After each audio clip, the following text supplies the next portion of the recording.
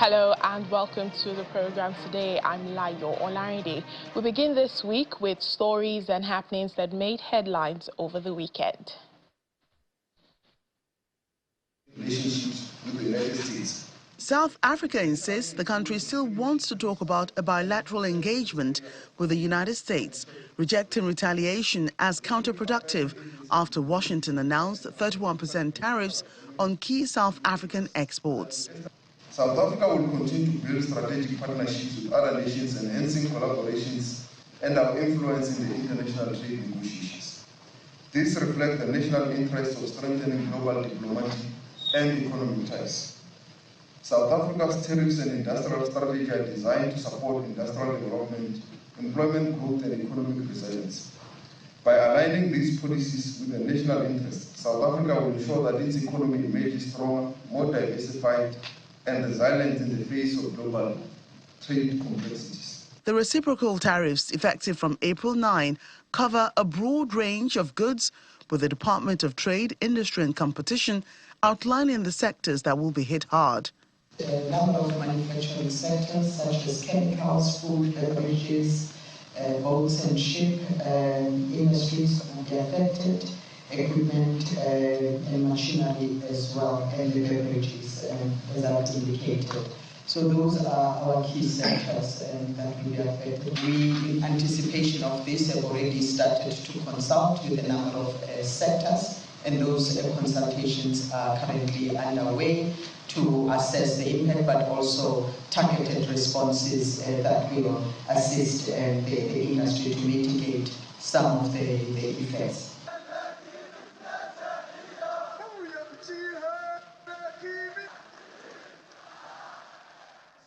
Elsewhere on the continent, hundreds of people took to the streets of Morocco's capital to oppose the Gaza war and the normalization of ties between Israel and Arab countries.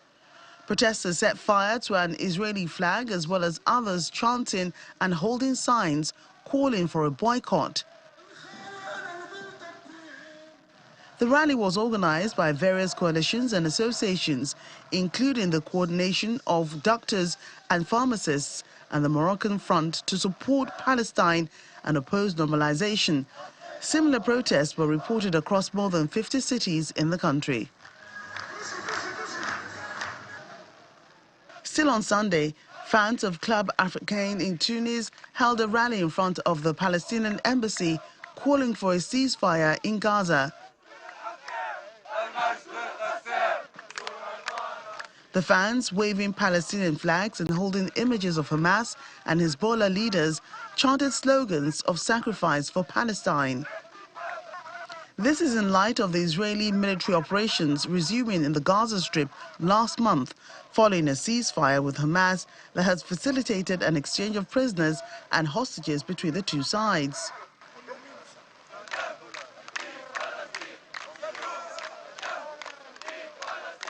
The club fans had previously held protests in the stands of the stadium in support of the people of Gaza. So our main stories for today: at least 33 people in Kinshasa, DR Congo's capital, have been killed after torrential rains and floods battered the country. According to officials, about half of the city's 26 districts are affected. Many homes in western Kinshasa were swept away following flooding overnight from Friday into Saturday. Well, search and rescue teams have been sent out, even as desperate residents are trying to flee the flood waters by wading, swimming, or paddling to safety in homemade canoes. The worst affected are the city's outskirts, as well as some of its poorest neighborhoods. The city is home to 17 million people and sits on the Congo River, which is one of the biggest in the world and stretches across the country. So flooding is common, and the river recently reached its highest level in 6 decades.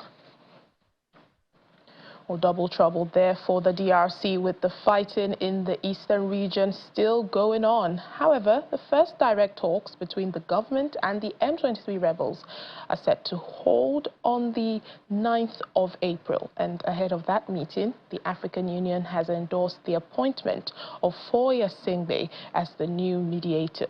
The Togolese president is replacing his Angolan counterpart, João Lourenço, who had said he wants to focus on his work as the African Union chairperson.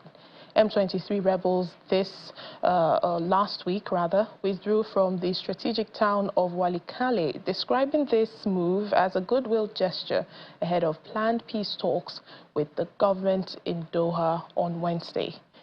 The meeting comes after the two warring sides reportedly held private talks last week. Well, after years of fighting, the Rwanda-backed rebel group seized eastern Congo's two largest cities of Goma and Bukavu in a lightning offensive since January. There are now fears that the fighting could evolve into a wider regional war. Away from the DRC, tensions remain high in South Sudan, prompting the United Nations to intensify its patrols at a displacement camp that's close to the UN peacekeeping base. Tens of thousands of people who fled violence during the brutal civil war that raged across South Sudan back in 2013 found sanctuary in the camp next to the United Nations peacekeeping base in Juba, the capital. Well, 12 years later, many of them feel that they are not unable to return safely to their original homes and are reliant on the humanitarian support from the UN. They now face a fresh threat with clashes between forces aligned with the two main parties to the peace agreement taking place in several locations across South Sudan, and the political tensions soaring in the capital. Our mandate is the protection of civilians. So that's the main reason why we patrol during night. And another main reason is to make the IDPs feel secured and confident. In light of the current security developments, we recognize through our engagements with the communities and the displaced persons that there are some concerns about their safety and their future. As United Nations Police, we have engaged through the communities, actively patrolling, being present in the areas, and in an aim to help them feel safer. Yeah, majorly UNMISS is always around and respond when we need their presence. So they help us supporting us in form of information, support us in also guarding the camp.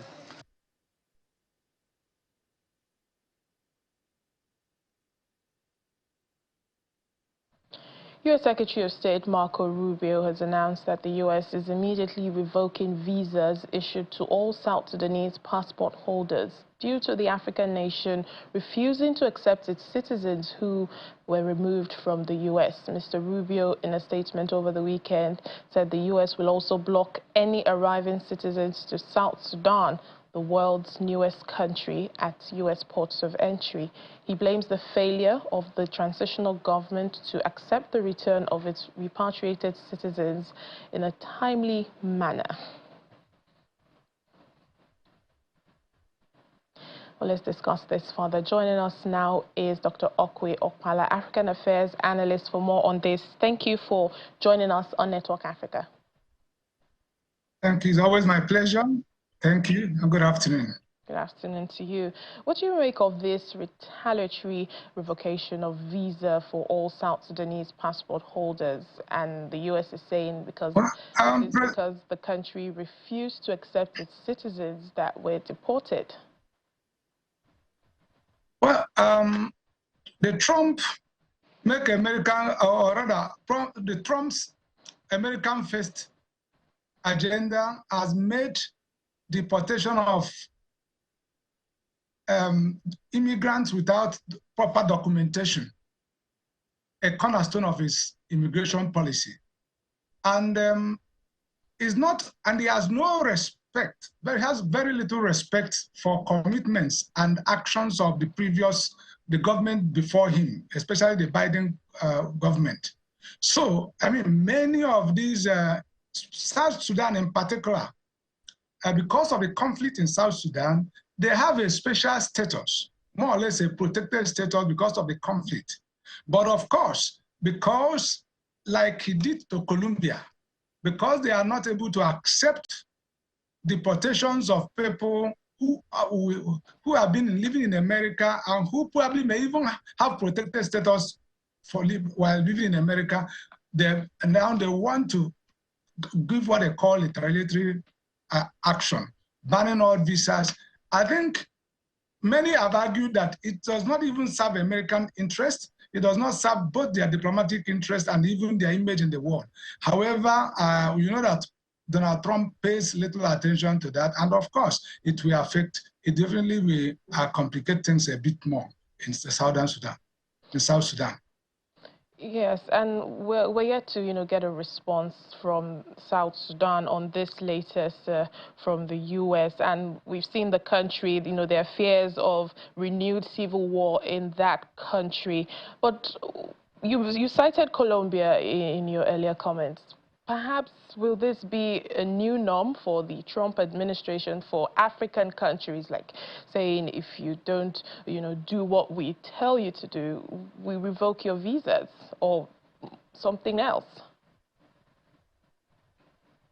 Donald Trump is a very transactional person, and doesn't like people giving the impression that he's being challenged anywhere, even whether it is within or outside. So and he has been very aggressive in pursuing this American Face program.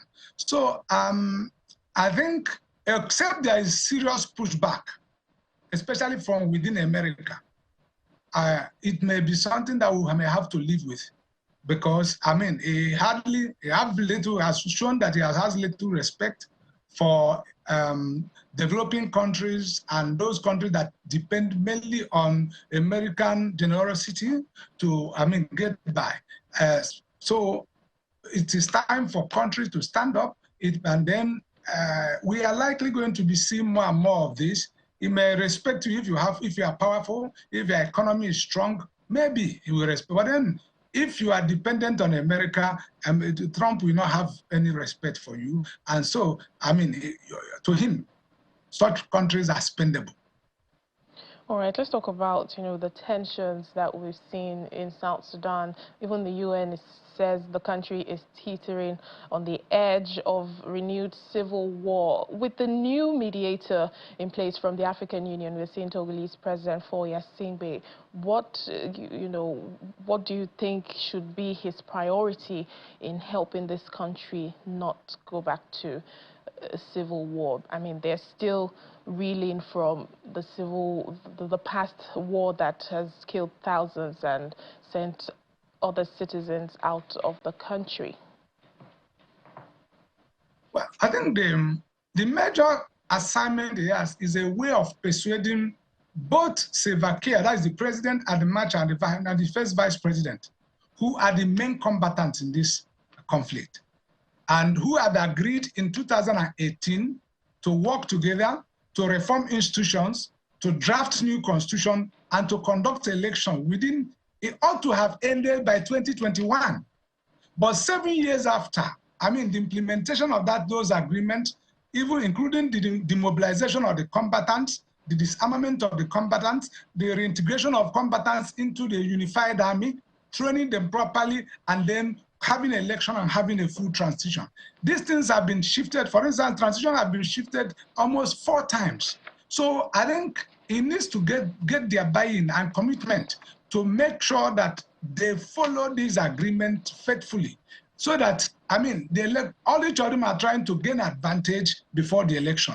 And unfortunately, with this conflict, this crisis with America now, America used to be a strong force, although that probably can help if there's no issue with America between South Sudan and US. Probably the US will also give some helping hand to this African Union to whip this people into line. America is still very powerful. They have the highest economy, the strongest economy, the strongest army, and they can also wield influence. However, in this regime, it's no longer the priority. So Africans must step up, and into other international powers, international authorities, nations, or United Nations and other people of goodwill come and make sure that these combatants, the president and the vice president, Pierre and Masha, that they agree and they implement this agreement they made since 2018 so that peace can actually return to South Sudan. All right then, Dr. Okuyopala, African Affairs Analyst, thank you for your time. Thank you so much. Let's take a break now on the program. Still to come. Channel Television's Amarachi Ubani is honored with the UN Ambassador of Peace Award at the just concluded Pan-African Leadership Symposium. Please stay. Welcome back to the program. The Alliance of Sahel States countries, Mali, Burkina Faso and Niger, on Sunday, they recalled their respective ambassadors from Algeria. The three countries in the military alliance, known by its French acronym AES, is accusing Algeria of downing a Malian armed forces surveillance drone about a week ago. Amid escalating tensions between Bamako and Algiers, the group, they've described the downing as an irresponsible act that violated international law.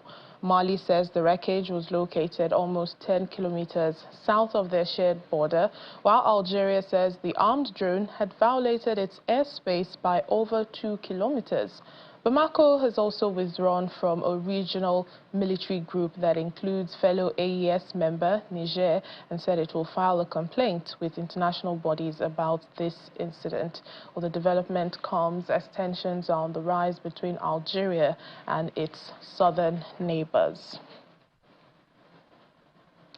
In the meantime, France and Algeria have resumed diplomatic talks aimed at mending strained relations between both countries.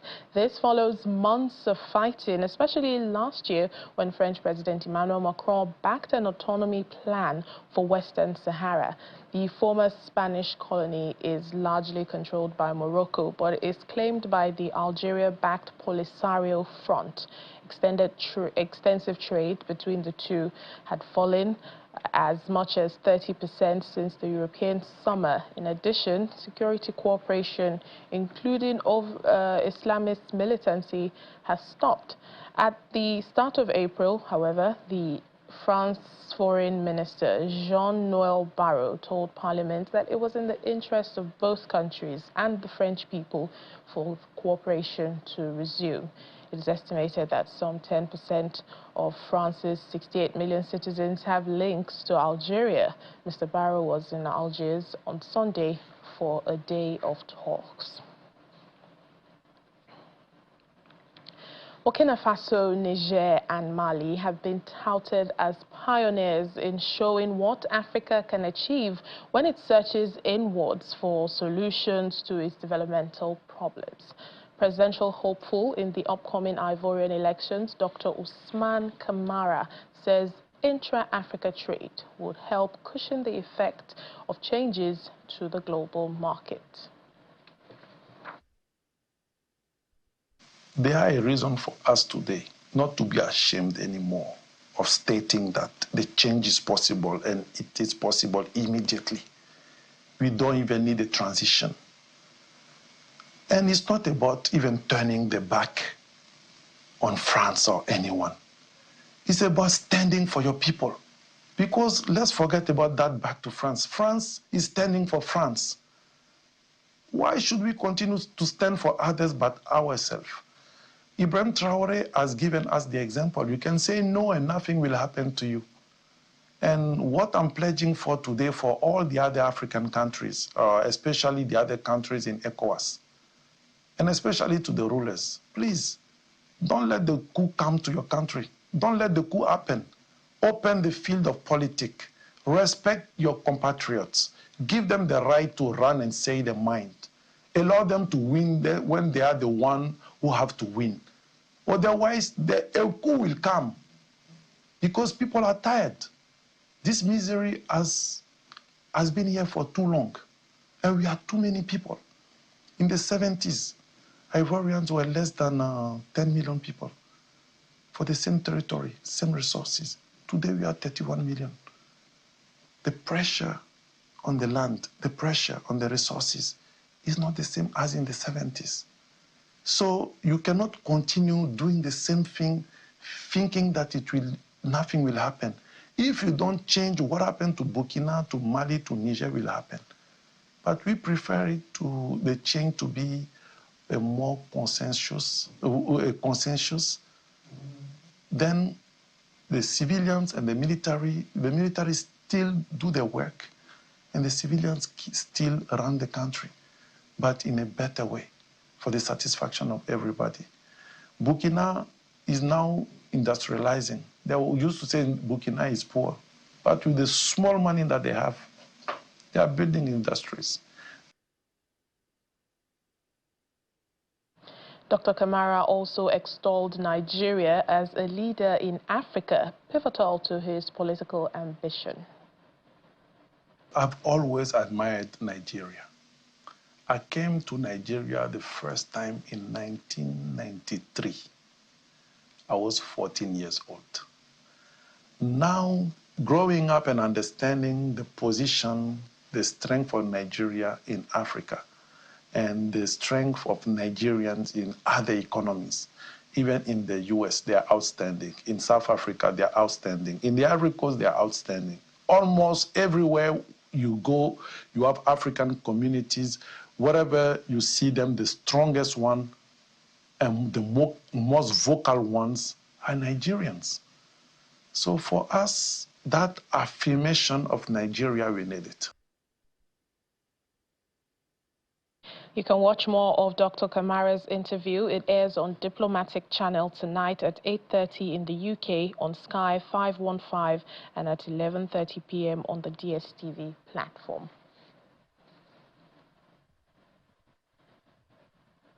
There can be no nation building without good governance, and separating the two is like taking a fish out of water and expecting it to survive.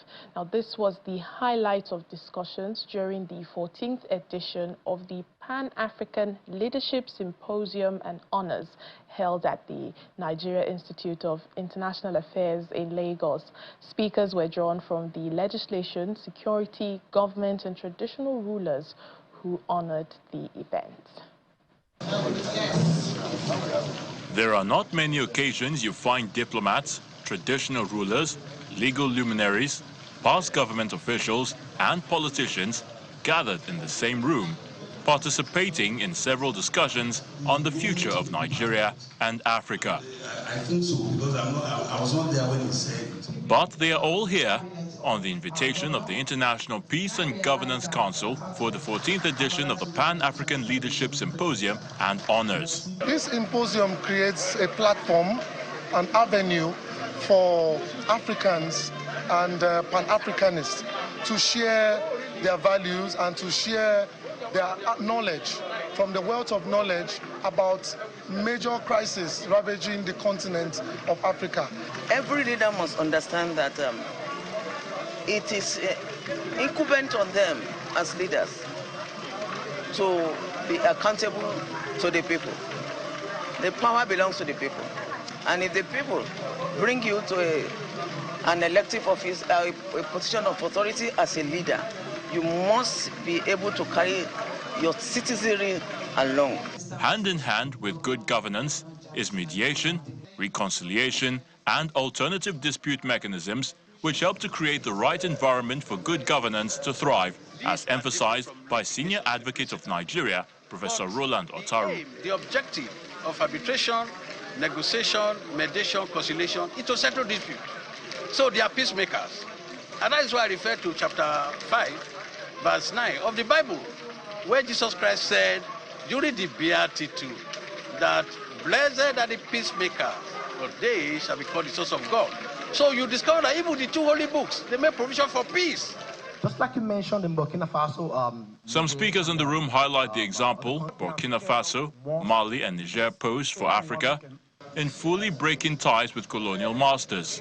Burkina Faso's ambassador in Nigeria says relations with ECOWAS will be on a country-by-country basis. We don't realize any hostility towards Burkina Faso, but what is important here is for African countries to wake and to know what is the interest of Africa and to fight for the interest of Africa. The event progresses to the evening, where Channels Television's diplomatic editor, Amarachi Ubani, was awarded an Ambassador of Peace and Most Outstanding Female Journalist of the Year in Diplomacy and International Relations in Africa.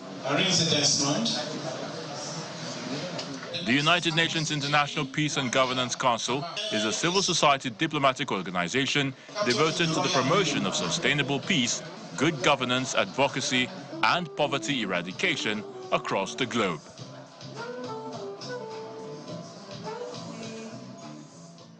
That's it on the program for today. Thank you for watching. I'm Layo Olarinde.